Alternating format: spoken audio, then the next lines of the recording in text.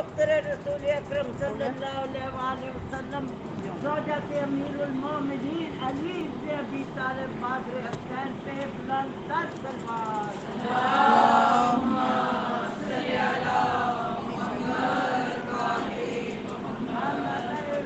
محمد و آل محمد پہ بلند تر سلوات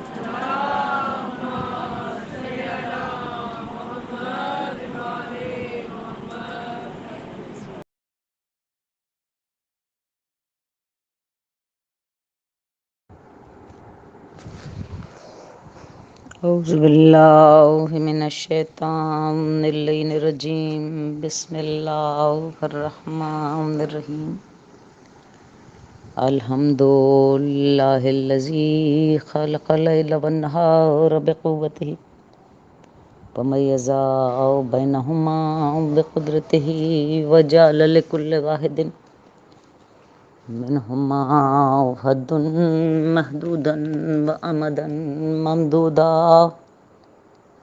الصلاة والسلام علی سید المرسلین خاتم النبیین سیدنا الممجد بشیرنا المؤید المصطفى الامجد محمود احمد بالقاسم محمد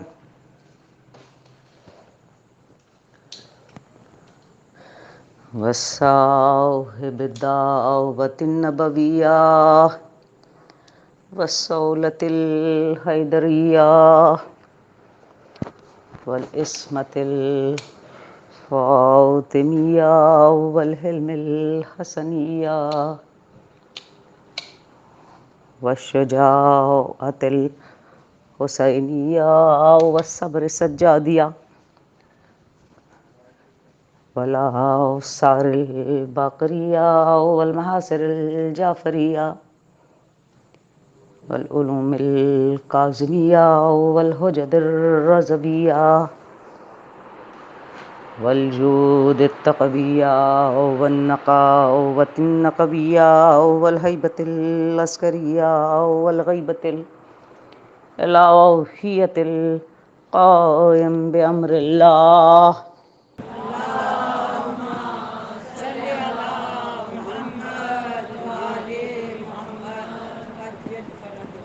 اما بعد فقد قال اللہ تبارک و تعالی فی کتابہ المحکم وخطابہ المتقن وقولہ احسن بسم اللہ الرحمن الرحیم والفجر والیال العشر والشفع والوتر واللیل اذا یسر هل فی ذلک قسم للذی حجر ألم تر كيف فعل ربك بعاد إرم ذات العماد التي لم يخلق مثلها في البلاد وثمود الذين جابوا الصخر بالواد وفرعون ذي الأوتاد فأكثرهم فيه الفساد فصب عليهم ربك صوت العذاب إن ربك لبالمرصاد صلوات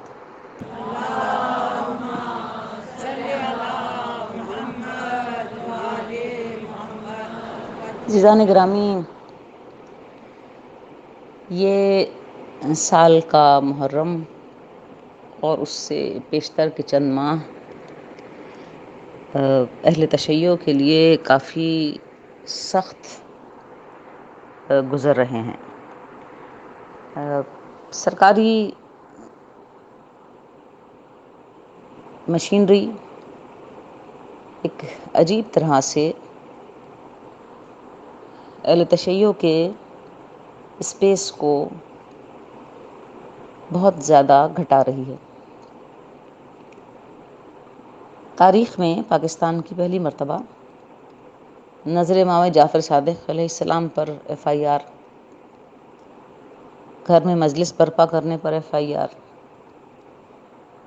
سوشل میڈیا کی آئی ڈی پر عید قدیر مبارک لکھنے پر FIR، جتنی آسانی اور جتنی کثرت کے ساتھ یہ FIR اس وقت لانچ ہو رہی ہیں اور کاٹی جا رہی ہیں، اس سے لگتا ہے کہ ایک خاص پالیسی کے تحت اہل تشیع کو دیوار سے لگایا جا رہا ہے۔ اور آج کی ایک انتہائی تکلیف دہ خبر کہ قیام پاکستان سے جاری ہونے والے محرم الحرام کے ایک بہت ہی قدیم عشرے، مجالس کے عشرے جو خالد دینہ ہال کراچی میں منعقد ہوا کرتا ہے اور جس سے علامہ رشید رابی اپنی حیات تک مسلسل پڑھتے رہے اور پورے پاکستان میں ریڈیو پاکستان کے ذریعے جس کی ریلیں پاکستان کے ہر گوشے میں نشر کی جاتی رہی، اس سال وہاں پر بھی مجالس کرنے کی اجازت نہیں دی گئی۔ کہیں جلوسوں کے پرمٹ منسوخ ہو رہے ہیں، کہیں مجالس کے اجازت نامے منسوخ ہو رہے ہیں۔ اصل میں ہم نے اس ملک میں بہت زیادہ اپنے لیے کوئی سوال نہیں کیے، کوئی کنسیشنز نہیں مانگی، کوئی اسپیس نہیں مانگی، حالانکہ گزشتہ کم از کم 4.5 دہائیوں سے ہمارے نام دیکھ کر نوکریوں کے دروازے اور کاروبار کے دروازے اور مختلف جو ایک شہری کے حقوق ہوتے ہیں ان حقوق میں کمی، وہ دروازے بھی بند کیے گئے اور حقوق بھی کم کیے گئے۔ لیکن ہم صرف اسی بات پر ہی ان ساری باتوں کو نظر انداز کرتے گئے کہ ہمارے مراسم عزاداری میں کوئی مداخلت نہ ہو یا اس کو کسی طرح پریشانی میں نہ ڈالا جائے۔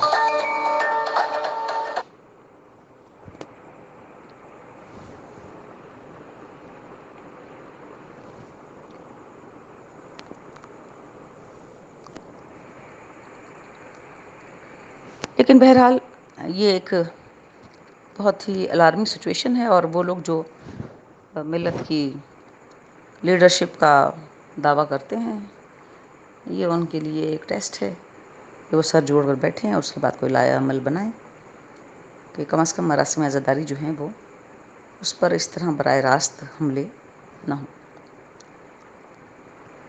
ان تقاریر میں ہم ایک موضوع پر گفتگو کریں گے اور وہ ہے ولایت۔ بظاہر تو بہت ہمارے کانوں سے ملتا ہو، کانوں سے یہ لفظ گزرتا ہے اور بہت ہمارے روزمرہ کے استعمال میں آتا ہے، اور بہت زیادہ ہم ولایت کے اس لفظ کو استعمال کرتے ہیں، لیکن وقت کے ساتھ ساتھ ہم نے یہ دیکھا کہ اس لفظ کی صحیح استعمال اور معنی جو ہیں وہ چھپتے چلے جا رہے ہیں، اور لوگ اسے کچھ شرپسندی کے لیے بھی اس لفظ کو استعمال کر رہے ہیں۔ لازمی ہے کہ جو مفاہیم ہمارے ہاں بہت مقدس ہیں، ان مفاہیم کے صحیح معنی اور مفہوم سے ہمیں آگاہی ہو۔ سورہ مائدہ کی 55ویں آیت، جیسے آیہ ولایت کہتے ہیں، انما ولیکم اللہ ورسولہ والذین آمنوا والذین یقیمون الصلاۃ ویؤتون الزکاۃ وہم راکعون۔ نہیں ہے کوئی تمہارا ولی مگر اللہ اور اس کا رسول اور وہ مومن جو نماز کو قائم کرتے ہیں اور زکوٰۃ کو ادا کرتا ہے۔ نعرہ تکبیر، اللہ اکبر، نعرہ رسالت، نعرہ حیدری، حیدری، حیدری، مودی امیر المومنین علی ابن ابی طالب علیہ السلام کی شان پہ بلند تر سلوات۔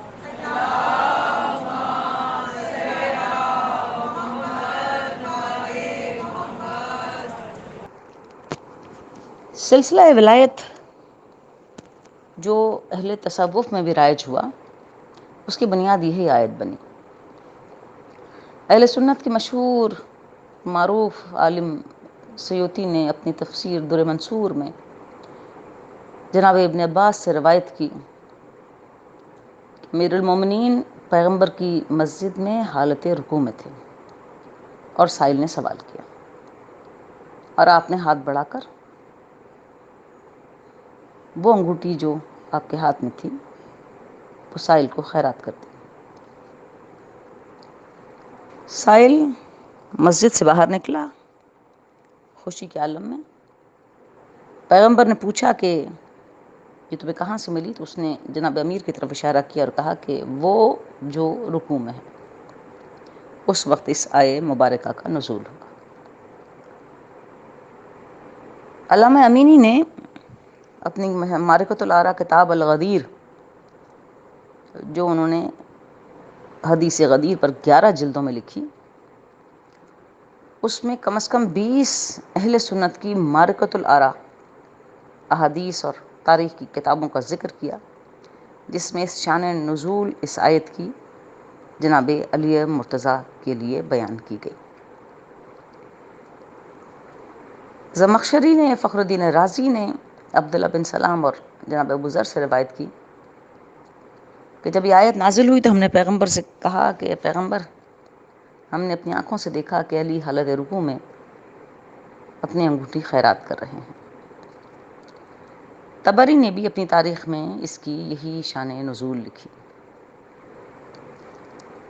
اب یہاں پر آیت شروع ہوتی ہے انما ولیکم اللہ۔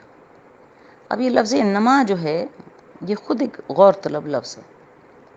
انما کا مطلب ہے صرف، اونلی، فقط۔ یہ لفظ پابندی یا ریسٹرکشن کو ظاہر کرتا ہے۔ اگر ہم قرآن کریم ہی کی مثالوں سے اس لفظ نما کو سمجھنا چاہیں تو سورہ توبہ کی آیت ہے، اسی انما سے شروع ہوتی ہے، انما صدقات للفقراء والمساکین۔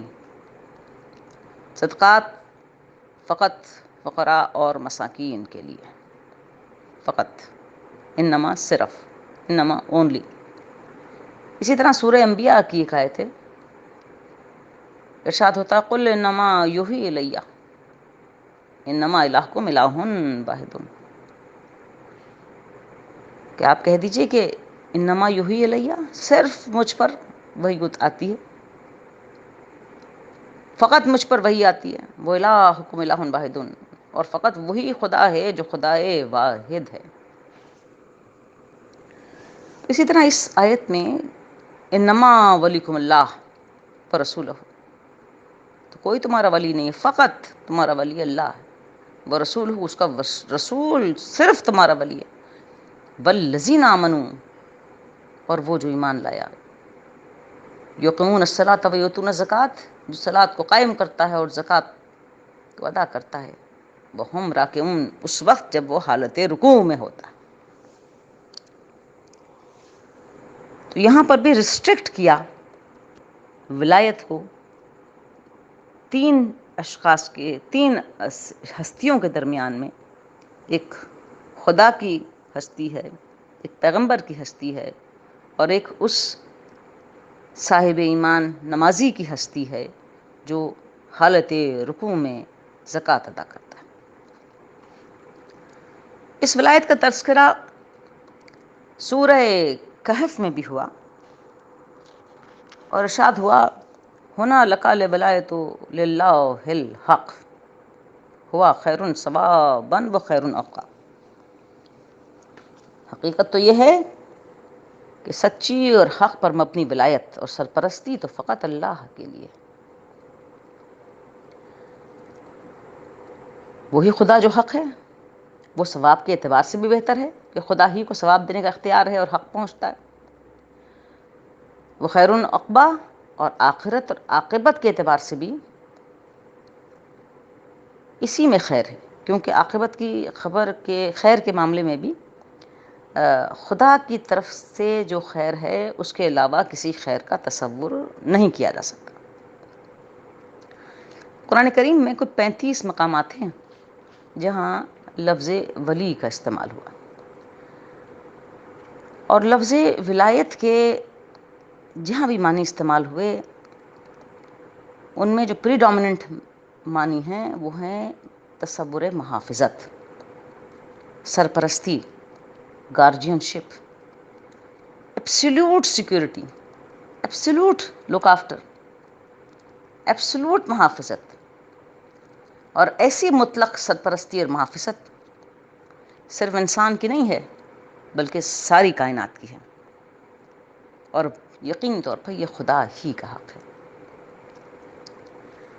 قرآن کریم میں کئی مقامات پر ولایت کے مفہوم کو استعمال کیا گیا، اور اس میں ولی کے اختیار اور ولی کی سرپرستی کو بھی بیان کیا گیا۔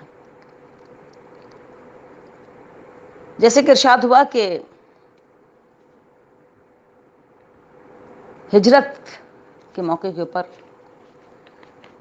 والذین آمنوا ولم یہاجروا وما لکم من ولایتہم من شیء حتی یہاجروا، یہاں مفہوم ولایت کو سمجھایا گیا کہ وہ لوگ جو ایمان لائے، والذین آمنوا ولم یہاجروا، لیکن اے پیغمبر انہوں نے ایمان تو لائے لیکن تمہارے ساتھ ہجرت نہیں کی۔ وما لکم من ولایتہم من شیء، تو اب تمہاری ولایت، محافظت، گارجین شپ ان کے لیے نہیں ہے حتیٰ یہاجروا، یہاں تک کہ وہ ہجرت کو اختیار کر لیں۔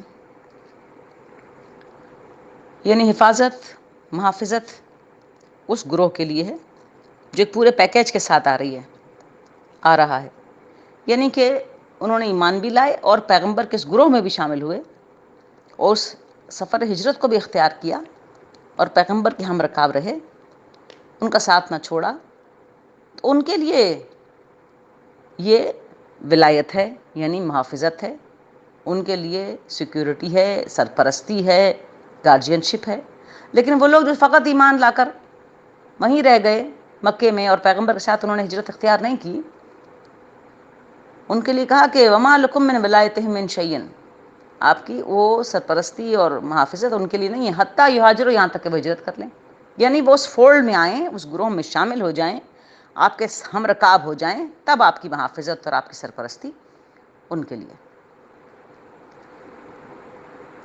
یہاں پر جو مفہوم استعمال کیا گیا ولایت کا وہ ہے ایک گروہ کی سرپرستی، ایک ایسا گروہ جو آپ کے ہم خیال، ہم رکاب اور ہم فکر ہو جائے، تو ولی پر اور ولایت کے منصب پر سرفراز پیغمبر پر اس کی محافظت اور اس کی سرپرستی اور اس کی گارجین شپ لاگو ہوتی ہے، اور جو پوری طرح اس پیکیج میں شامل نہیں ہے تو اس حد تک پیغمبر اس کی گارجین شپ کے ذمہ دار نہیں ہیں۔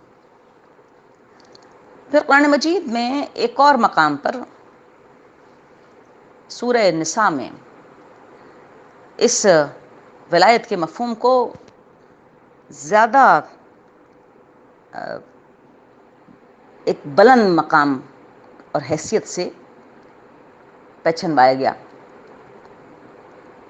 ارشاد ہوا، 75ویں آیت ہے سورہ نساء کی، وما لکم لا تقاتلون فی سبیل اللہ والمستضعفین من الرجال والنساء والوالدان الذین یقولون ربنا اخرجنا من هذه القرية ظلم اهلها واجعل لنا من لدنك ولیا واجعل لنا من لدنك نصیرا۔ یہ اس اجازت کی آیت ہے کہ جہاں مسلمانوں کو پرسیکیوشن جب حد سے زیادہ بڑھ گئی تو اپنے دفاع کے لیے ہتھیار اٹھانے اور مقابلہ کرنے کا حکم دیا گیا، اور مقابلے کا انداز جو اختیار کیا گیا، وما لکم لا تقاتلون فی سبیل اللہ، کیوں نہیں اٹھتے، کیوں نہیں قتال کرتے، کیوں نہیں مقابلہ کرتے، کس لیے؟ سلطنت بنانے کے لیے، شہروں پر قبضہ کرنے کے لیے، مال و دولت اکٹھی کرنے کے لیے نہیں۔ وما لکم لا تقاتلون فی سبیل اللہ، تمہارا یہ قتال، یہ لڑائی، یہ اٹھ کر کھڑے ہونا سبیل خدا کے لیے ہو، اور کس چیز کے لیے ہو؟ اللہ کی راہ میں. کس کے لیے؟ والمستضعفین من الرجال والنساء والوالدان، ان مردوں، عورتوں اور بچوں کے لیے جو کمزور اور مستضعف بنا دیے گئے، جو اپنے حق کا دفاع نہیں کر سکتے، جو اپنی جان کو حفاظت نہیں کر سکتے، جو اپنے مقدر پر دوسروں کے بڑے ہوئے ہاتھ دیکھ رہے ہیں، جو اللہ سے یہ کہہ رہے ہیں یقولون ربنا اخرجنا من هذه القرية ظلم اهلها، جو کہہ رہے ہیں پروردگار ہمیں اس قریے سے، اس شہر سے باہر نکال دے جس کے رہنے والے ظالم ہیں اور جنہوں نے عرصہ حیات کو ہم پر تنگ کر دیا. لیکن اس کام میں کوئی ہمارا مددگار ہونا چاہیے. وجعل لنا من لدنک ولیا، اپنی بارگاہ سے کسی کو ہمارا سرپرست بنا دے، کسی کو ہمارا گارجین بنا دے، کسی کو ہماری محافظت کی ذمہ داری دے دے.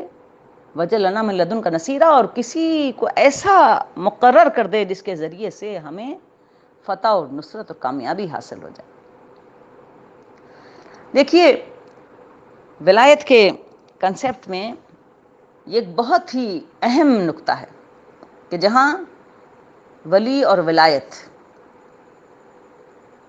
مظلوم کی دادرسی، عدالت اور انصاف کے قیام کے لیے ذمہ دار سمجھے جاتے ہیں. قرآن مجید کی آیت کی روشنی میں وہ ذمہ دار سمجھے جاتے ہیں.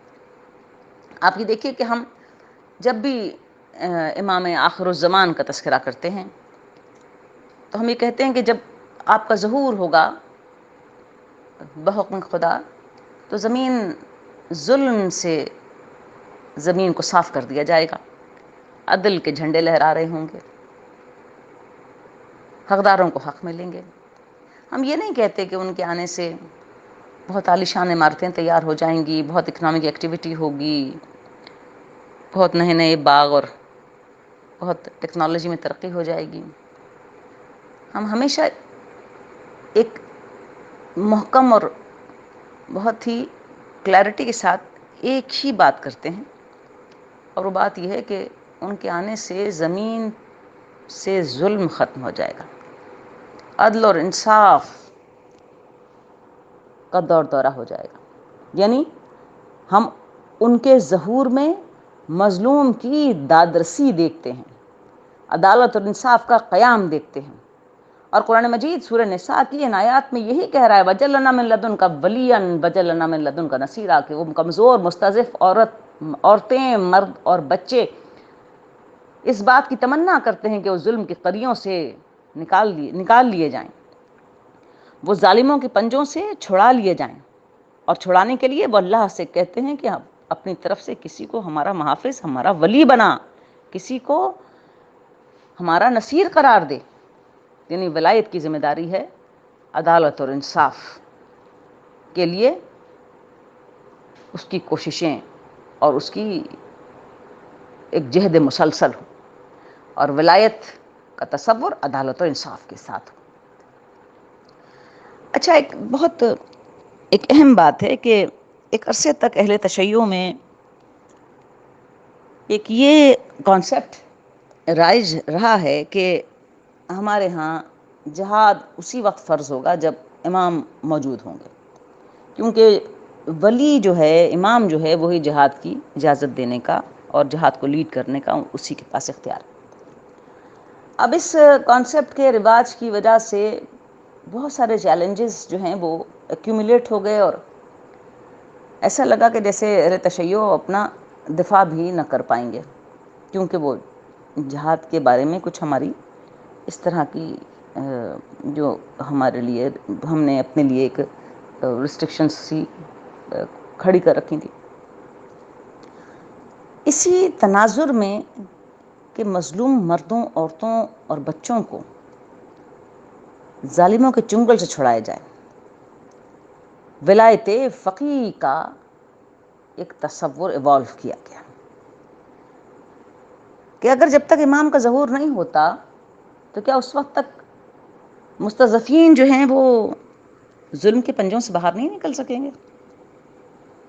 اور دوسری اہم بات یہ ہے کہ کیا ساری ذمہ داری ہم نے امام کے کندھوں پر ڈال دی ہے کہ امام آئیں گے تو وہی یہ سب کچھ کریں گے اور باقی ہم اس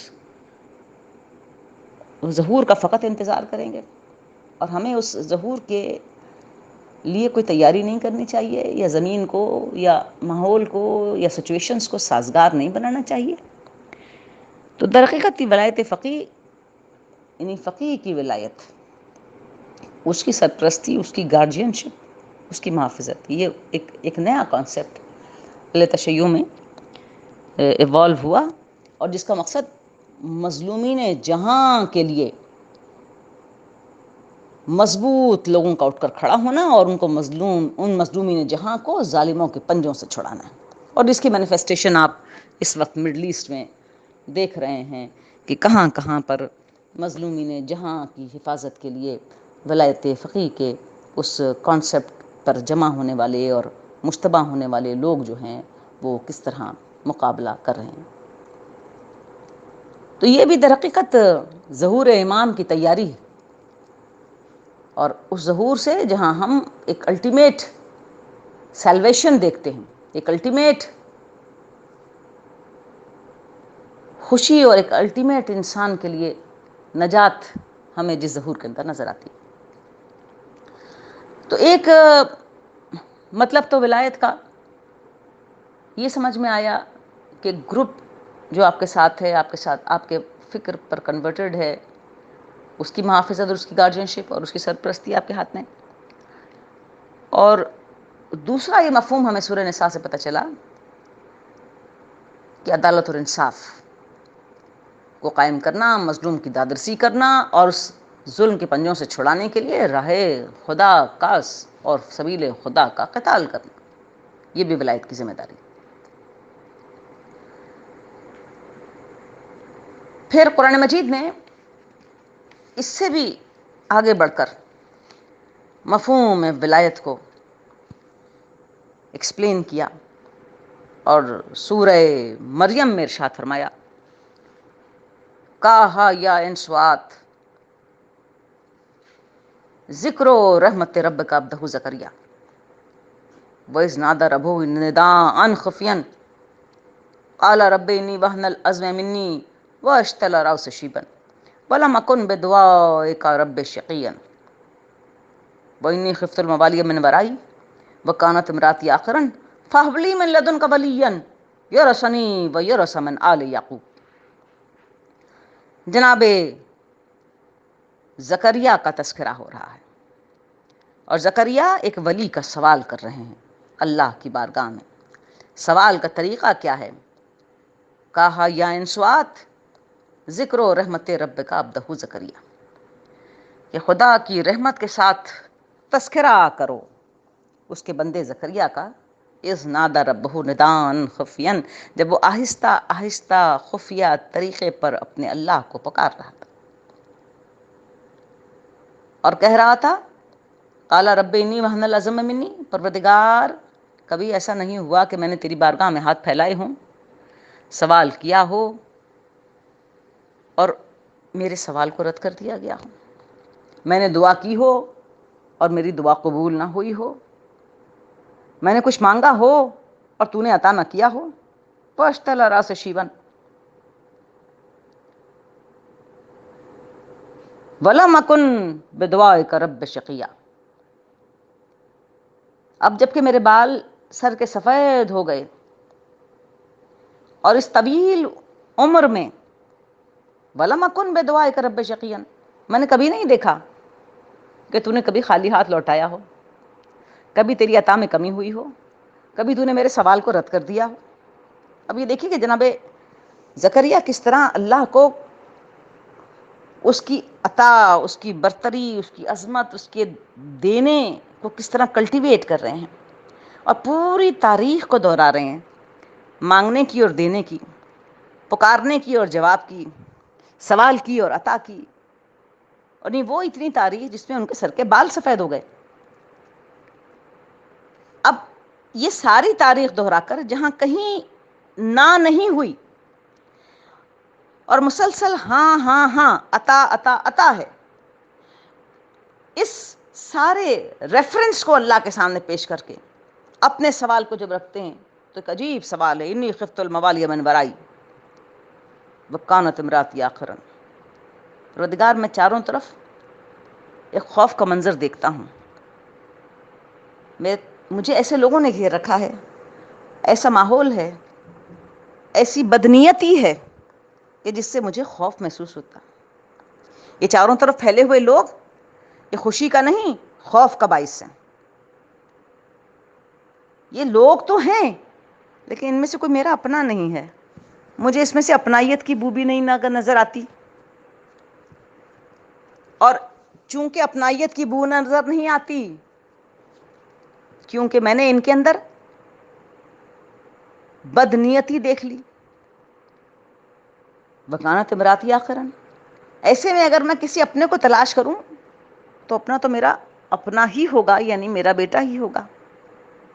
لیکن ایک ایسی سچویشن میں جب میری بیوی بھی میری طرح بوڑھی ہو چکی ہو اور بچہ پیدا کرنے کے قابل نہ ہو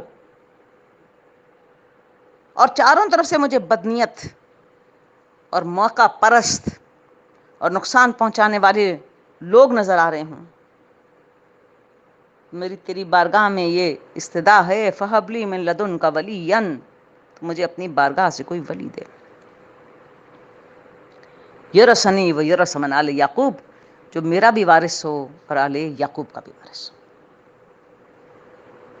ایک عجیب سوال ہے. میں بھی بوڑھا ہوں، بیوی بھی بوڑھی ہے، اور باہر کی دنیا پر ٹرسٹ نہیں کر سکتے. لوگوں کی نیتیں ٹھیک نہیں ہیں. اب ہم اس ولی کو کیوں مانگ رہے ہیں؟ تاکہ میرا اور آل یعقوب یعنی پوری جناب اسحاق کی اولاد کے ورثے کی حفاظت کرے. اچھا، اب یہ بڑی اہم بات ہے کہ یہ نہیں کہا کہ وہ جب بڑا ہو جائے تو اسے ولی بنا دینا، ہمارا وارث بنا دینا. وہ پیدائش سے ہی وارث ہو، پیدائش ہی سے ولی ہو، پیدائش ہی سے محافظت کرنے والا ہو. یعنی ولی جو ہے وہ کسی عمر کے خاص حصے میں پہنچ کے ولی نہیں ہوتا، بلکہ از روئے قرآن وہ پیدائش سے ہی ولی ہوتا ہے. پیغمبر علیہ السلام نے 40 سال تک نبوت کا اعلان نہیں کیا تھا، تو اس وقت پیغمبر نبی نہیں تھے. اگر یہ کہا جائے تو نبی نہیں تھے مثال کے طور پر، چونکہ اعلان نبوت نہیں ہوا تھا. تو پیغمبر کیا تھے کہ خدا سے قربت نہیں تھی. پیغمبر اگر نبی کا اعلان انہوں نے کیا حکم خدا کی وجہ سے، تو پیغمبر اس وقت بھی ولی تھے، اللہ سے قریب تھے، اللہ کی قربت حاصل تھی. تو ولایت ایک مقام قربت ہے، ایسی قربت کہ جو کوئی عہدہ نہیں رکھتی لیکن اتنا قریب ہے کہ جناب امیر نے امام حسن علیہ السلام کو جب پیغمبر علیہ السلام کی تعریف کروائی تو آپ نے ارشاد فرمایا کہ تمہارے نانا اللہ سے اتنے قریب اور ایسی قربت رکھتے تھے کہ انہوں نے ایسی خبریں پہنچائیں جو اولین و آخرین میں کسی کے پاس نہیں تھی. اس کی وجہ ان کی اللہ سے قربت تھی، اور یہ قربت جو ہے وہ ولایت ہے. اب دیکھیں، باتیں ختم ہو گئیں، خبریں ختم ہو گئیں، رسالت ختم، نبوت ختم ہو گئی، تو کیا قربت ختم ہو گئی؟ قربت تو ختم نہیں ہو سکتی. تو اس قربت کو ولایت کی شکل میں ایک مسلسل کیا گیا. اب یہاں جناب زکریا ایک ولی کا مطالبہ کر رہے ہیں. وہ ولی جو جناب زکریا کے ورثے کی بھی حفاظت کرے اور آل یعقوب کے بھی ورثے کی حفاظت کرے. اب دیکھیے، نبیوں کے ورثے میں سب سے اہم چیز ہے کتاب، ان کی شریعت، ان کی سنت، اللہ کا پیغام. یہ ایک نبیوں کے ایک سلسلے کی ایک یہ وراثت ہوتی ہے. تو اگر اس وقت اس دور میں جناب زکریا کو لوگوں سے خطرہ تھا، چاروں طرف پھیلے ہوئے لوگوں کی نیت ان کو صاف نظر نہیں آتی تھی، جبکہ وہ ایسا دور ہے جب ان کتابوں میں دو ہی قسم کے لوگوں کا تذکرہ ہے، ایک کافر اور ایک تسلیم کرنے والے۔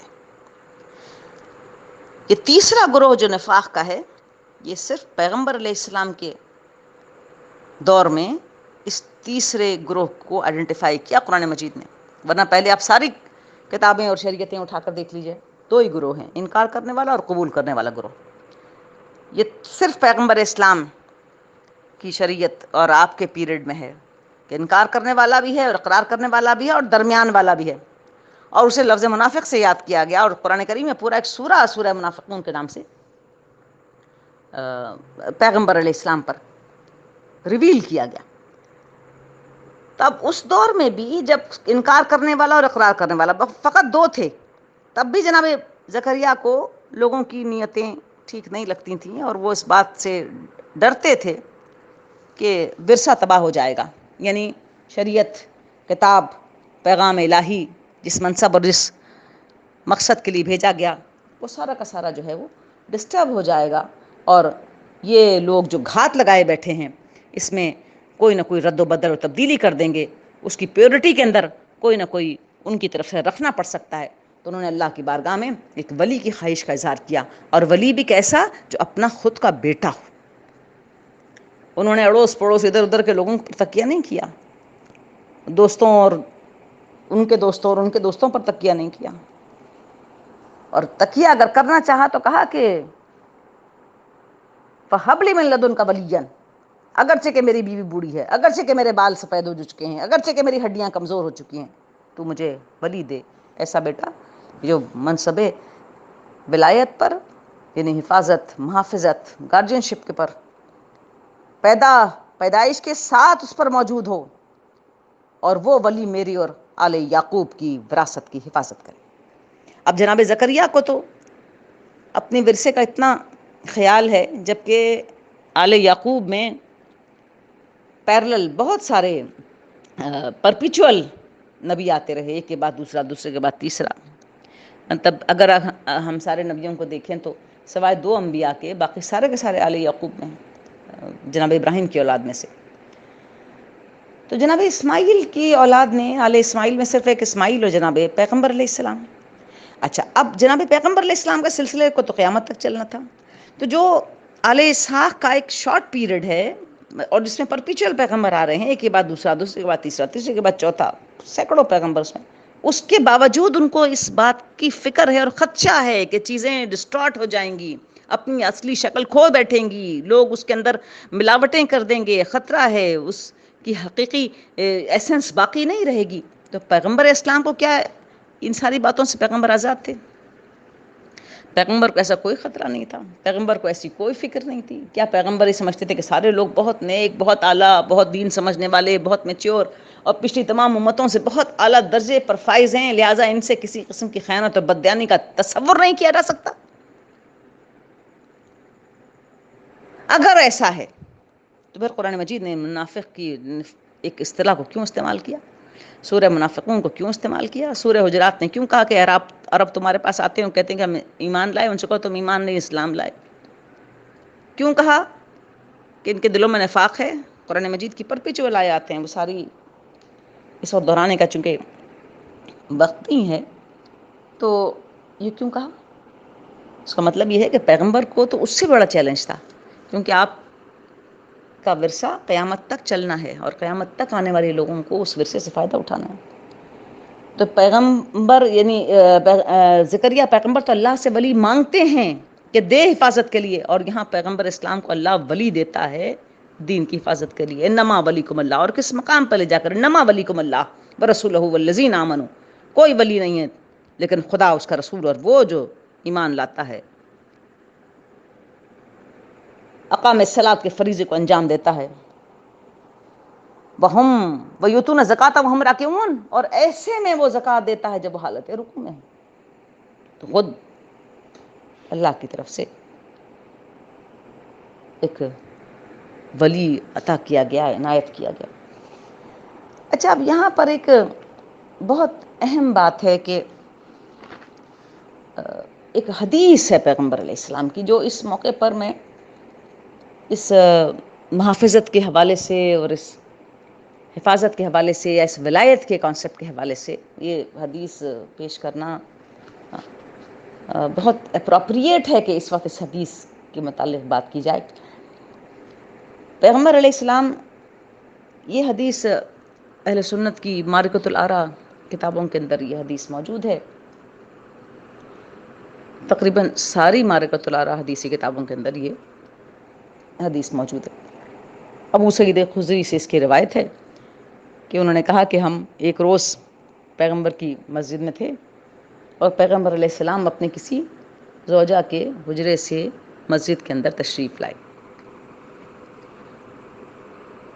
اور وہاں سے ہم پیغمبر کے ساتھ مسجد سے باہر نکلے اور باہر کی طرف ایک جیسے ہم آگے کی طرف بڑھنے لگے، کسی مقام کی طرف ہم جا رہے تھے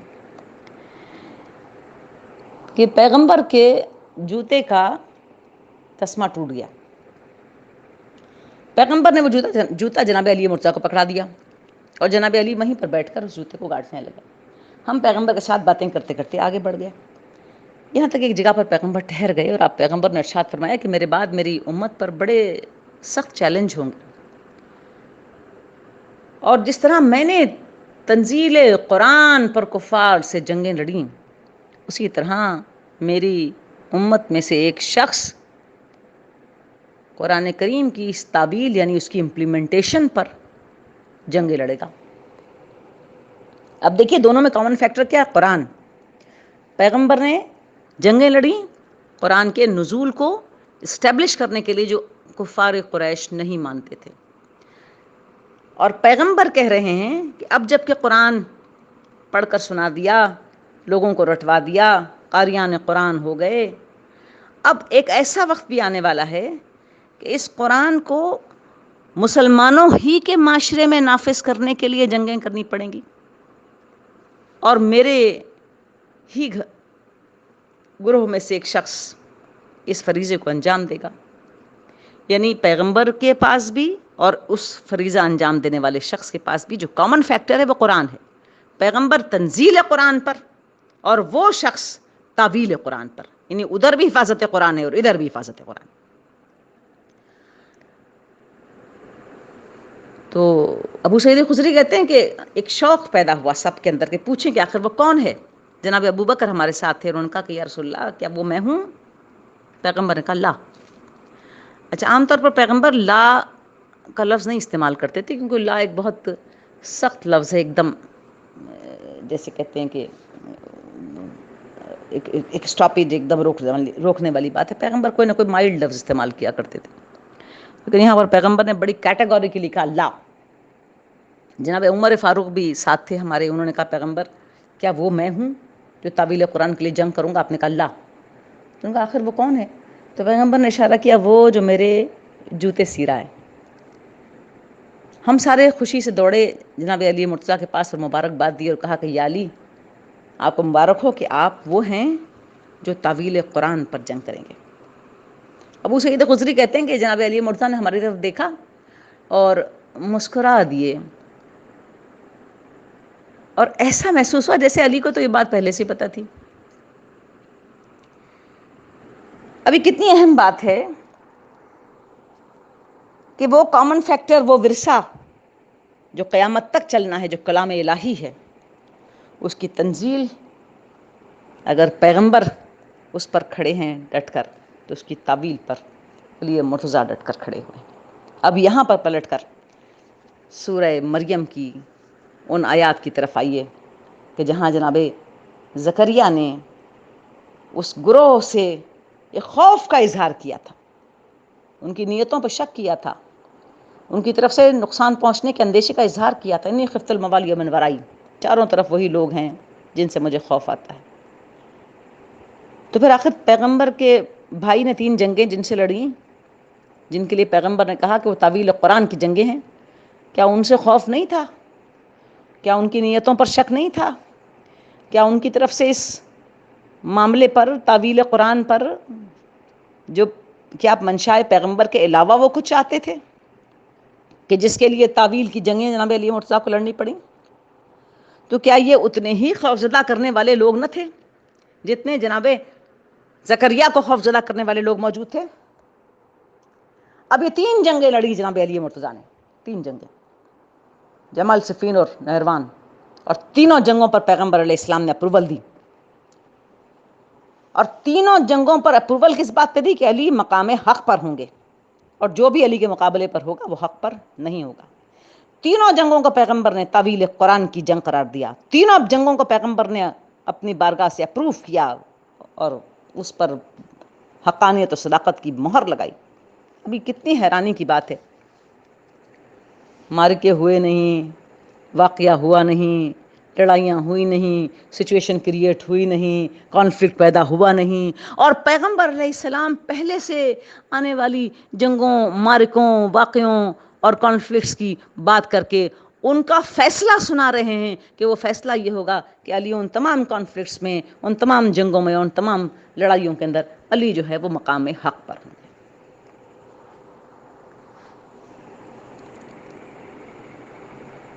کتنی حیران کن یہ بات ہے، اور کتنی زبردست یہ بات ہے، اور کتنا یہ ایک حیرانی کا تو لفظ ہی چھوٹا ہے کہ پیغمبر علیہ السلام آنے والے اس واقعے کا کریڈٹ بھی، اس کا رزلٹ بھی، سب کچھ ہی پہلے سے آپ نے دے دیا، اور جناب علی مرتضیٰ کی اس حیثیت کو جس میں آپ نے تلوار کو اٹھانا تھا، اس حیثیت کو آپ نے کس طرح حقانیت اور ایک سچائی کے مقام پر آپ نے اس شخصیت کی شناخت کرائی۔ اب دیکھیے کہ پہلی جنگ ہوتی جناب علی مرتضیٰ تعبیل قرآن پر کرتے ہیں، جمل کی جنگ ہے، قرآن حق اور انصاف کی بات کرتا ہے، اہل جمل کنسیشنز اور دوسرے قسم کے معاملات پسند کرتے تھے، علی حقدار کو حق دینے کی بات کرتے تھے، اہل جمل اپنے حق سے زیادہ لینے کے عادی ہو چکے تھے، علی بیت المال کو عوام کا مال سمجھتے تھے اور اللہ کی اکاؤنٹیبلٹی کے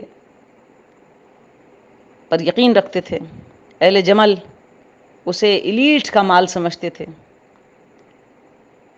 اور اس پریولیجز جس کے وہ عادی ہو چکے تھے ان پریولیجز کی کنٹینیوشن چاہتے تھے۔ علی کی موجودگی میں بیت المال کی، مال عوام کی پلفریج کا تصور کرنا محال تھا، اور یہی قرآن کا عدالت اور انصاف کا کنسیپٹ ہے، اور اہل جمل کو علی کی عدالت کی سخت گیری پسند نہیں تھی، تو علی کی عدالت کی سخت گیری علی کی نہیں تھی، وہ تو قرآن کی تھی، تو اہل جمل قرآن کی اس امپلیمنٹیشن کو ناپسند کرتے تھے کہ جہاں عدالت اور انصاف کی بات ہو، جہاں حقدار کو حق دینے کی بات ہو، جہاں مسکین، یتیم اور مسافر کے حقوق کا تحفظ کیا جائے، جہاں ریاست ایک محافظت اور سرپرستی کرنے والے رول میں چلی جائے برائے اس کے کہ ریاست لوٹ مار اور ایک خاص کلاس کو سرو کرنے پر اپنی سارے وسائل کو لگا دے، تو صاحبان جمل قرآن کی اس تعبیل سے متفق نہیں تھے، عدالت اور انصاف کی اس کڑے راستے پر چلنے کے لیے تیار نہیں تھے۔ جناب علی مرتضیٰ کو جمل لڑنی پڑی، اور پیغمبر علیہ السلام نے کس طرح اس کے اوپر اپنی اپروول کی سٹیمپ لگائی، احادیثی کتابوں میں، ساری احادیثی کتابوں میں، برادران اہل سنت کی ہوں، معرکۃ العرب کتابیں اور اہل تشیع کی ہوں، سب میں پیغمبر علیہ السلام نے ارشاد فرمایا اپنے ازدواج سے، کیا حال ہوگا میری اس بیوی کا کہ جس پر حوائب کے کتے بھونکیں گے۔ یعنی آپ نے ایک پیتھیٹک کنڈیشن، ایک ایسی کنڈیشن اپنی بیوی کی بیان کی جو قابل تعریف نہیں ہے، ایک ایسی سچویشن میں وہ چلی جائے گی کہ جہاں پر اس پر کتے بھونکیں گے، اور اس سچویشن میں اس کا کیا حال ہوگا؟ اس کا مطلب یہ ہے کہ کیا اسے اس سچویشن میں جانا چاہیے؟ کیا حال ہوگا؟ اس کا مطلب ہے کہ کیا وہ اچھی سچویشن ہے؟ کیا حال ہوگا اس کا. اس کا مطلب یہ ہے کہ کیا وہ ایک کمفرٹیبل بات ہے کہ جس میں وہ ایک ایسے مارکے کی طرف چل پڑے جس میں اس پر ہوائی کتے ہوں گے. جب جناب عائشہ اس سفر پر جمل کی گئیں اور مقام ہوائے پر جب ایسا واقعہ پیش آیا تو آپ گھبرا گئیں اور آپ نے سفر کو ڈسکنٹینیو کرنا چاہا. لیکن جو ساتھیان سفر تھے ان کے ایمبیشنز بہت زیادہ تھے اور ساتھیان سفر نے آپ کو کسی اور ہی طرف لگا دیا، کیونکہ وہ جس پریولیجز کے عادی تھے، جس مال بٹورنے کے عادی ہو چکے تھے، جیسے محلات میں وہ رہ رہے تھے، جیسے غلاموں کی فوجیں ان کے پاس تھیں، وہ اسلام کے فلسفہ عدالت اور انصاف کے ساتھ وہ نہیں چل سکتے تھے. وہ امپلیمنٹیشن کرنا عدالت اور انصاف کا علی کے ذریعے سے، علی کے ہاتھوں سے، وہ ان کے لیے قابل قبول نہیں تھا. لہٰذا وہ میدان جمل کے اندر پہنچے اور جناب علی مرتضیٰ کو ان کے خلاف تلوار اٹھانی پڑی. پیغمبر کی اپروول پہلے سے جنگ جمل کے اوپر موجود ہے.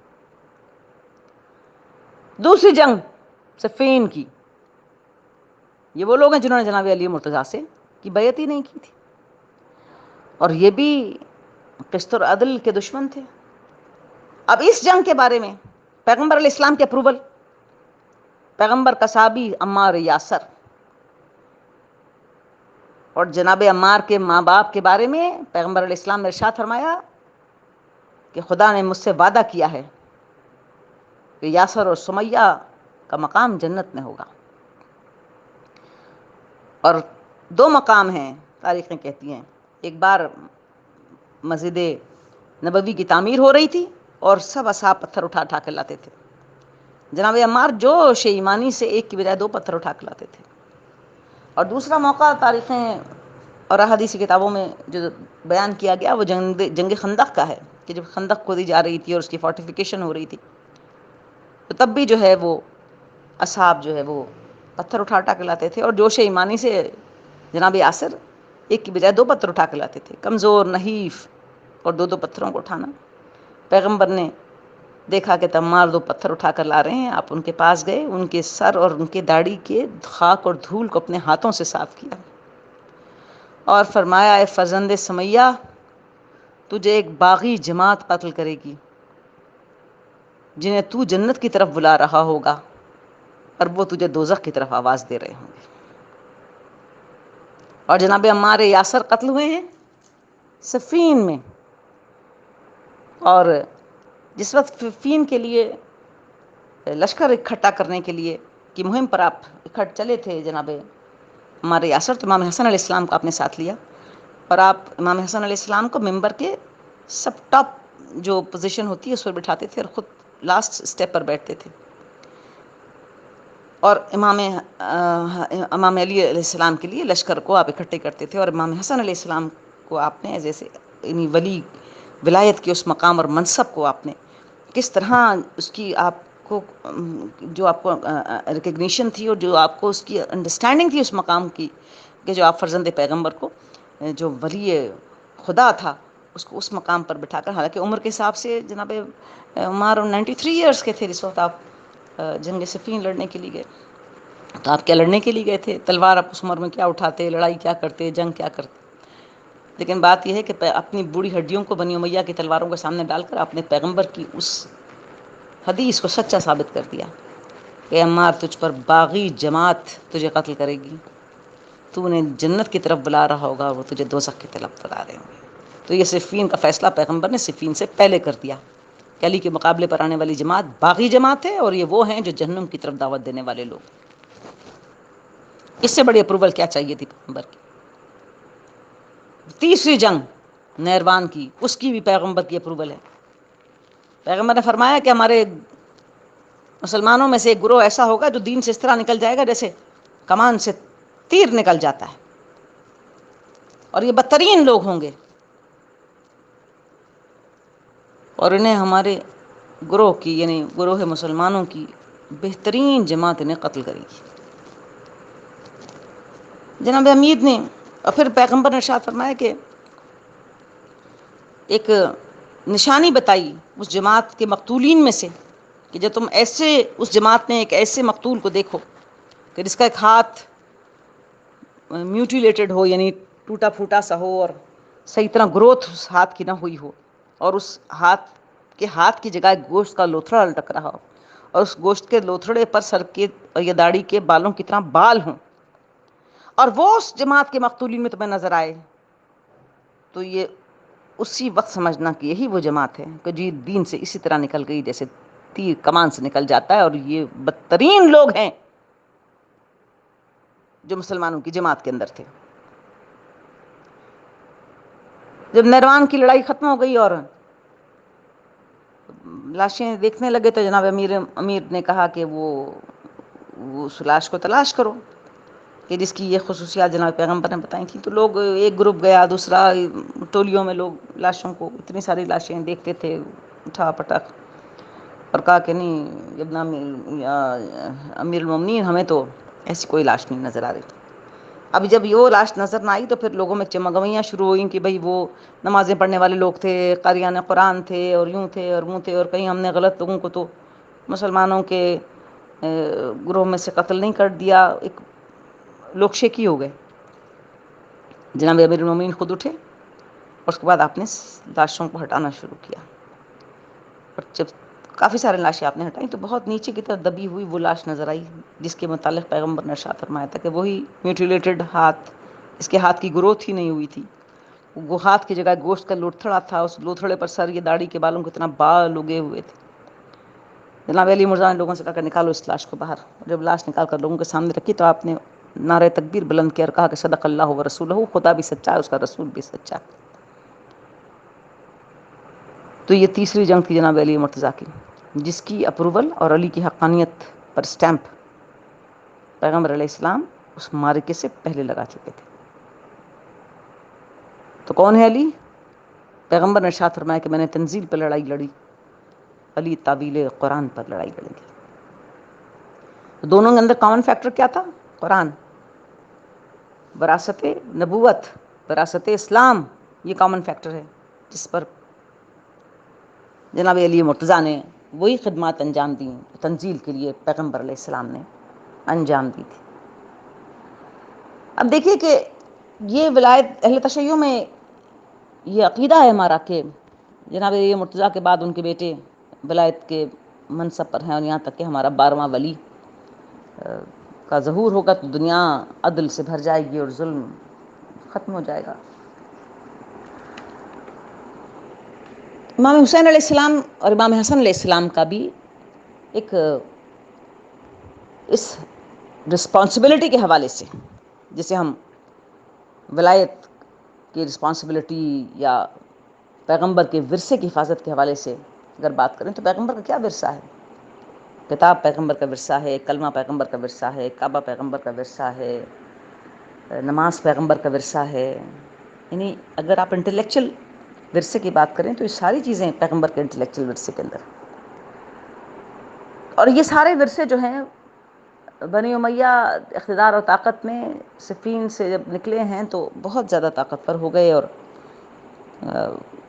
انہوں نے پھر ہر وہ کوشش کی جس سے امام حسین علیہ السلام ان کی راہ سے ہٹ جائیں، اور امام حسن علیہ السلام نے اس آخری معرکے کے لیے، سے معرکہ کربلا کہتے ہیں، اس کی تیاری کے لیے جس راستے کو اختیار کیا جسے صلح حسن کا راستہ کہتے ہیں، حقیقت یہ ہے کہ اگر طالب علم کی نگاہ سے اور ایک ریسرچر کی نگاہ سے اس صلح کو امام حسن علیہ السلام کی دیکھا جائے اور تاریخ کے تمام اوراق کو سامنے پھیلا کر، تو اگر امام حسین علیہ السلام وہ صلح نہ کرتے اور بنی امیہ کو فری ہینڈ نہ دیتے تو کربلا کی لڑائی کے لیے کوئی جواز ہی نہ بن سکتا تھا۔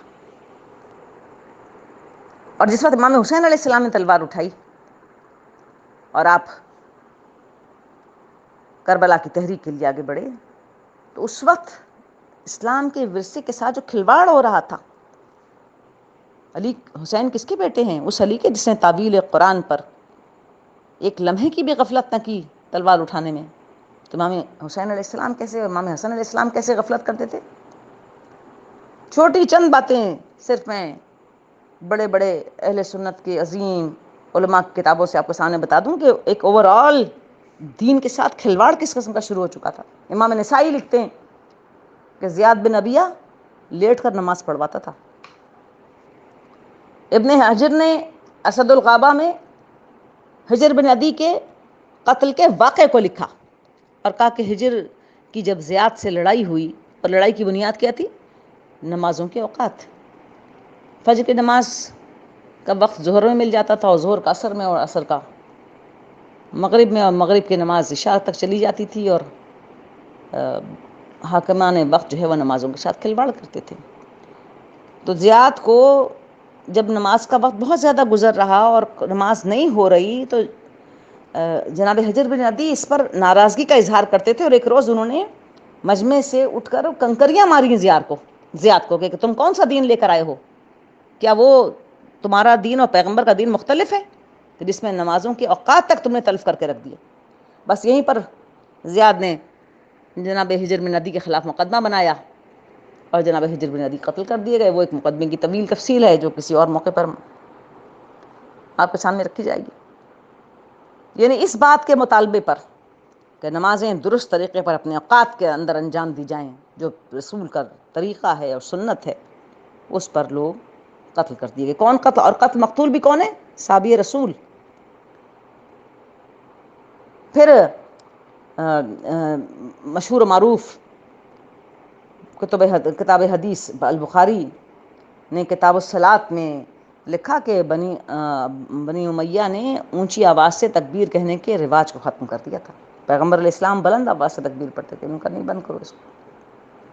پھر ابن تیمیہ، جن کے پر آج ایک اسکول آف تھاٹ پورا اہل حدیث کا یا وہابی کا اسکول آف تھاٹ جسے کہتے ہیں، وہ پورا ابن تیمیہ کی جو فکر ہے اس کے پر وہ چلتا ہے.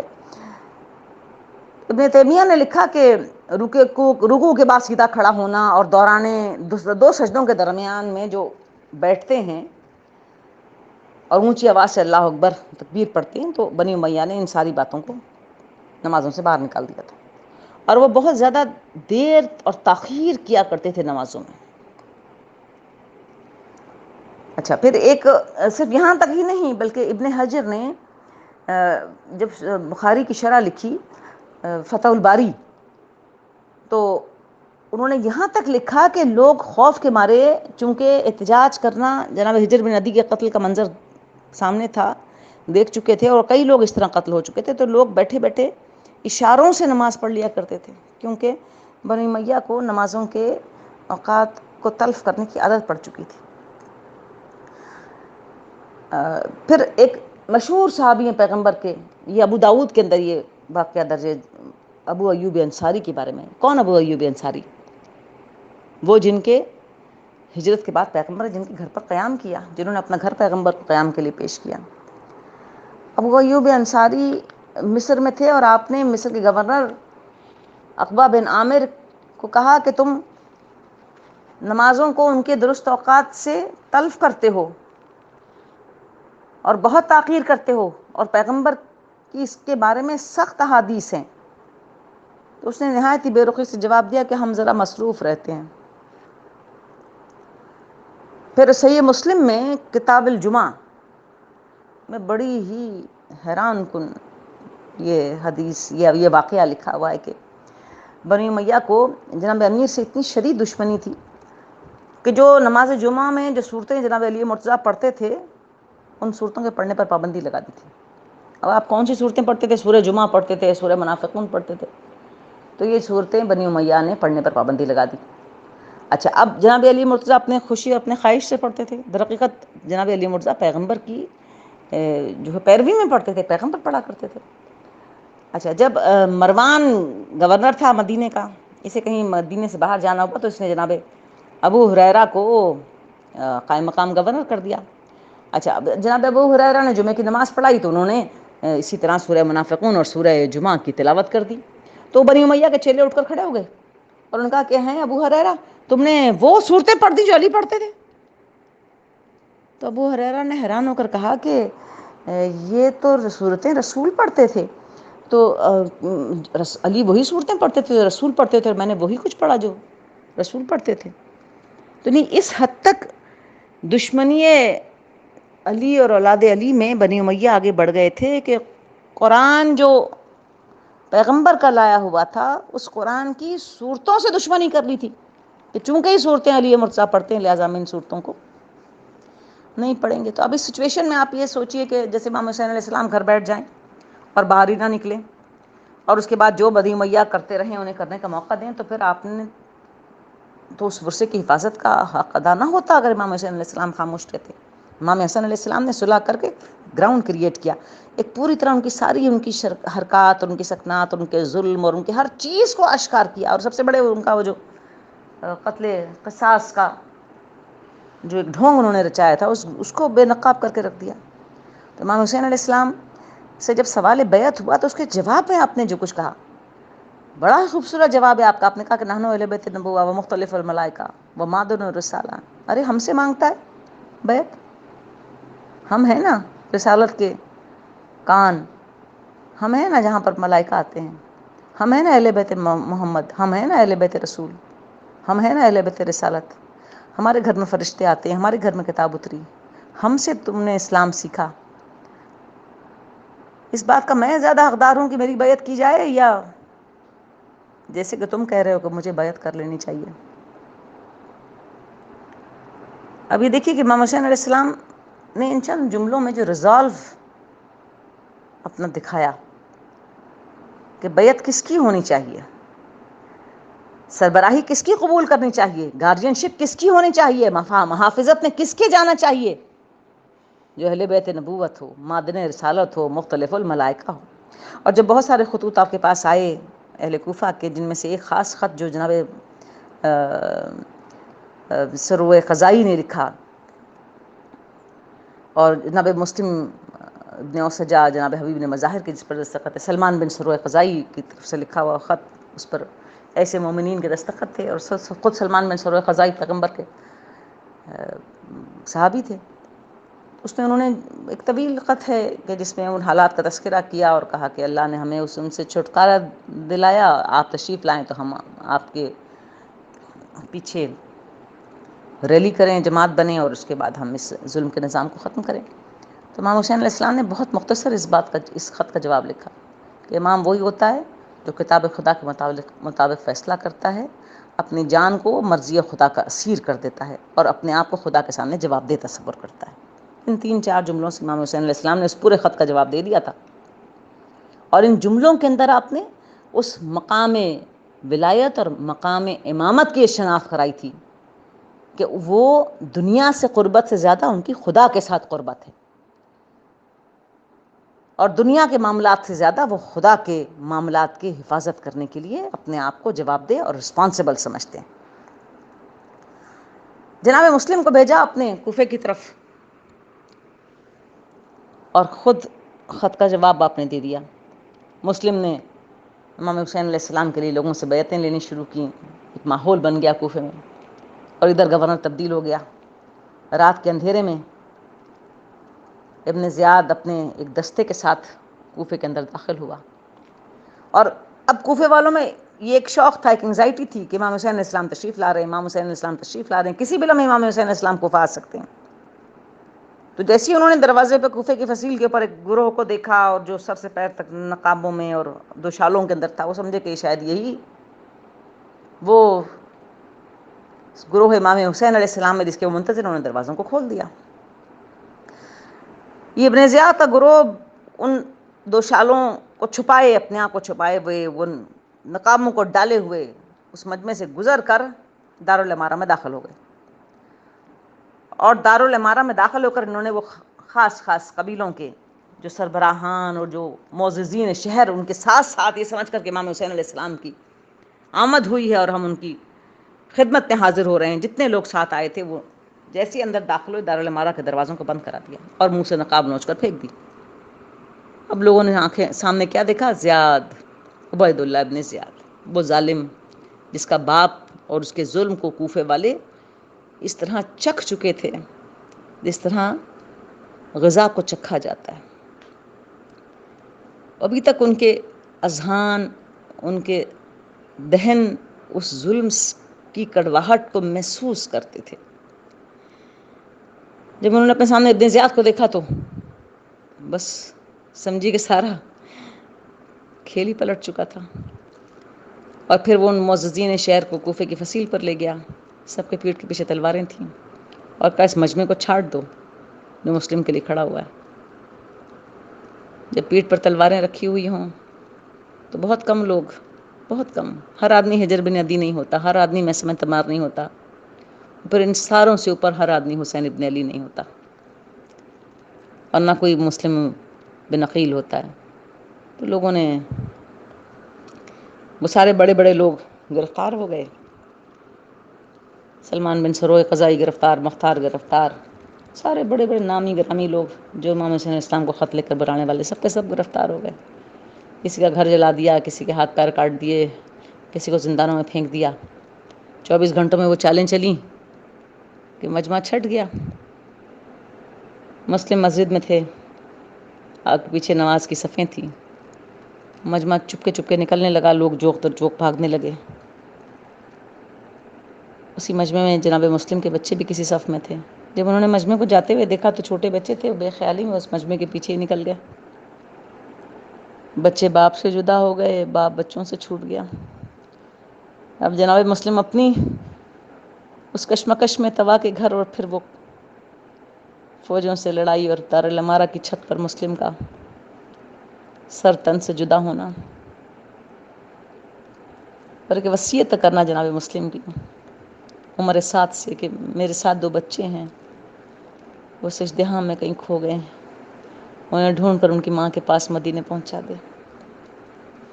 آئے عمر سعد، تو نے مسلم کی اس وصیت کا بھی لحاظ نہ کیا. ادھر مسلم اور ہانی کی لاشیں کوفے کے بازاروں میں گھسیٹی جا رہی تھیں، اور ادھر ابن زیاد کے سپاہی مسلم ابن عقیل کے بچوں کو ڈھونڈ رہے تھے. بچے پکڑے گئے، زندان میں قید ہو گئے، اور زندان میں روز رو رو کر زندان بان سے کہتے تھے کہ ہمیں رہائی دے دے، ہمیں ہماری ماں کے پاس پہنچا دے. رسول کا واسطہ دیتے تھے، علی مرتضیٰ کا واسطہ دیتے تھے، فاطمہ زہرا کا واسطہ دیتے تھے. ایک روز ایک بچے نے کہا تمہارے بال تھوڑے سے کاٹ لے اور مدینے جانے والے کسی قافلے کو دے دے، کہ ہمارے بال ہماری ماں کو دے دیں، کہ انہیں پتہ چلے کہ ہم یہاں پر ہیں، کہ ہم زندہ ہیں. زندان بان ان مظلوم بچوں کی آہ و بکا سے خوفزدہ ہوا، اور رات کی تاریکی میں ایک دن اس نے زندان کے دروازے کھول دیے، اور پھر وہ راستہ دکھا دیا کہ جہاں سے مدینے جانے کے قافلے جاتے تھے. بچے اس راستے پہ چل تو پڑے. پورا شوق شہر تھا، تاریکی اور سناٹا، اور ہر طرف سے خون اور خوف کی بو آتی تھی. مسلم کے بچے ساری رات سفر کرتے رہے، لیکن اس راہ پر، اس راستے پر نہ پہنچ سکے جہاں سے مدینے کے قافلے جاتے تھے. بس تھک ہار کر اس خوف سے کہ لوگوں کے ہاتھوں دوبارہ نہ پکڑے جائیں، ایک درخت پر چڑھ گئے. صبح کی روشنی نمودار ہوئی. حارث کی بیوی پانی بھرنے کے لیے کنویں پر آئی، اور اس نے ٹھہرے ہوئے پانی میں 2 چاند سے چہرے دیکھے. وہ عکس دیکھ کر بے اختیار اس کی نظریں درخت پر پڑیں تو دیکھا کہ 2 بچے ہیں، نہایت ہی حسین، چاقوں سے لپٹے ہوئے. حیران ہو کر پوچھا تم کون ہو؟ بچے جواب نہیں دیتے. بہت پیار سے پوچھا تم کون ہو؟ تمہارے والد کا نام کیا ہے؟ تمہاری ماں کون ہے؟ نیچے اتارنے کی کوشش کی. کتنی دیر وہ چھوٹے بچے ریزسٹ کر سکتے تھے؟ آخر بچوں نے کہہ دیا کہ مسلم کے بیٹے. ہائے، حارث کی بیوی بچوں کو اتار کر گھر لے آئی، محبت سے سینے سے لگایا، بالوں کی گرد صاف کی، ہاتھوں اور پیروں کو صاف کیا، غذا تیار کر کے بھوکے بچوں کو کھلائی، بستر لگا کر آرام کرنے کے لیے حجرے میں پہنچا دیا. ہائے حارث سارا دن ابن زیاد کے انعام کی لالچ میں بچوں کو تلاش کرتے کرتے گھر پہنچا. ادھر ابن زیاد کو پتہ چلا کہ قید خانے سے بچے فرار ہو گئے، ان کے پکڑنے جانے پر انعام رکھ دیا۔ حارث سارا دن ڈھونڈتا رہا، تھک ہار کر آیا اور بستر پر دراز ہو گیا۔ بیوی نے پوچھا کہ بہت آج لگتا ہے کہ دن سخت گزرا۔ اس نے کہا ہاں، مسلم کے لڑکے فرار ہو گئے قید خانے سے اور حاکم نے انعام رکھا ہے۔ سارا دن انہیں کو ڈھونڈنے میں نکل گئی اور ہاتھ نہ لگے۔ یہ جملہ سن کر مومنہ کا دل ڈر گیا۔ بس تھوڑی دیر گزری تھی کہ بچوں کے رونے کی آواز آنے لگی۔ حارث نیند سے اٹھ بیٹھا اور کہا کہ یہ کون رو رہا ہے؟ مومنہ نے گھبرا کر کہا کہ پڑوسی کو بچے روتے ہوں گے۔ حارث پھر سو گیا۔ پھر بچوں کے رونے کی آواز بلند ہوئی۔ پھر اٹھ کر بیٹھا اور پوچھا کہاں کون ہے یہ گھر میں جو روتا ہے؟ اس نے کہا نہیں نہیں، ہمارے گھر میں نہیں روتے، پڑوس کے بچے روتے ہیں۔ حارث بستر سے اٹھا اور اپنے گھر میں بچوں کو تلاش کرنے لگا کہ حجرے میں دو بچے ایک دوسرے سے گلے ملتے ہوئے روتے ہوئے پائے گئے۔ پوچھا تم کون ہو؟ بچے تو یہ سمجھے تھے کہ وہ کسی محفوظ پناہ گاہ میں آ گئے ہیں، پکار اٹھے کہ ہم مسلم کے بیٹے ہیں۔ بس اتنا سننا تھا، دونوں کے سر کے بال پکڑے، گھسیٹتا ہوا حجرے سے باہر نکال کر لایا۔ ہائے، سارے دن میں تمہیں ڈھونڈتا رہا اور تم میرے ہی گھر میں چھپے بیٹھے ہو۔ رسیوں سے بچوں کو گھر کے ستون سے باندھ دیا۔ ہائے وہ رات! حارث کی بیوی نے منتیں کرتے کرتے گزار دی۔ حارث اولاد رسول ہے، علی مرتضیٰ کے نواسے ہیں، فاطمہ زہرا کی اولاد ہے۔ کوئی اثر نہ ہوا۔ صبح نمودار ہوئی، بچوں کو لے کر دریائے فرات کے کنارے پہنچا۔ آپ نے شہر مسیب تو دیکھا ہوگا، پسران مسلم کے مزار تو دیکھے ہوں گے، اور ساتھ ساتھ بہتا ہوا دریا بھی دیکھا ہوگا، اور کٹ کر آنے والی نہر فرات بھی دیکھی ہوگی۔ بس وہاں پہنچ کر حارث نے اپنے غلام کو حکم دیا کہ ان کے سر اتار دے۔ غلام نے معذرت کر لی، بہت معصوم ہے، میرا دل اس بات پر راضی نہیں۔ بیٹے کو حکم دیا کہ تو ان کے سر اتار دے۔ اس نے کہا نہیں، یہ بہت معصوم ہے، میرے اندر اتنا حوصلہ نہیں کہ میں ان کے سر کاٹوں۔ اس سے کیا میں خود تلوار اٹھائی اور بچوں کی طرف بڑھا اور ہاتھ بڑھا کر بڑے کا گریبان پکڑ لیا۔ بڑے کا سر کاٹنا ہی چاہتا تھا کہ چھوٹا اس کی ٹانگوں سے لپٹ گیا۔ حارث، یہ میرا بھائی ہے، میرا بڑا بھائی ہے، تو میرا سر کاٹ لے، اس کا سر نہ کاٹ، اسے چھوڑ دے۔ جب اس نے ٹانگوں سے لپٹا ہوا بچہ دیکھا تو ایک بار جھنجھلا کر چھوٹے بچے کو پکڑ لیا۔ جیسے اس نے چھوٹے کو پکڑا، بڑے نے اس کے ہاتھوں کو تھام لیا۔ کہا حارث، تم مجھے قتل کر میرے چھوٹے بھائی کو میرے سامنے نہ مار۔ ایک ایک کر دونوں بھائی ایک دوسرے سے لپٹ گئے۔ ہائے، بس وہ ایک مرحلہ تھا۔ حارث نے تلوار اٹھائی، بچوں کی گردنوں پر ماری۔ آئے پسران مسلم کے سر جدا ہوئے، لاشیں دریا میں پھینک دی۔ آئے حسین، اس فرات کا پانی کون پیے جس میں مسلم کے بچوں کا خون